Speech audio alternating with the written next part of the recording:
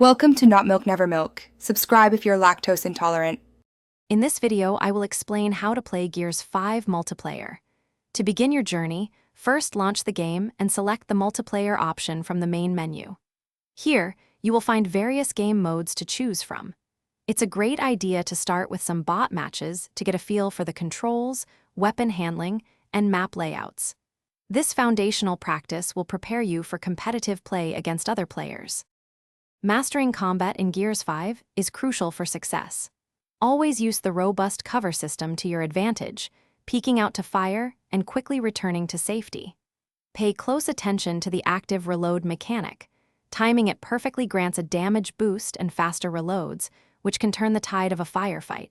Familiarize yourself with each weapon's strengths and weaknesses to choose the right tool for every situation.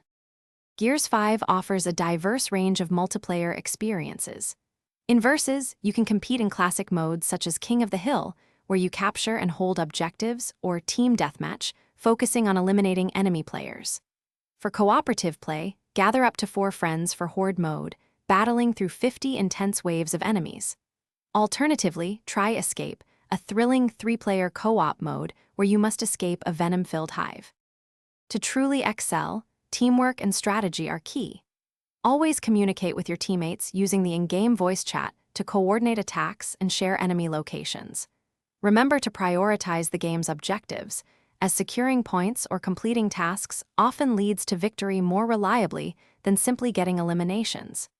Experiment with different characters and their unique ultimate abilities to find what best suits your playstyle and team composition. Thanks for watching. If this was helpful, leave a like and consider subscribing. See you next time.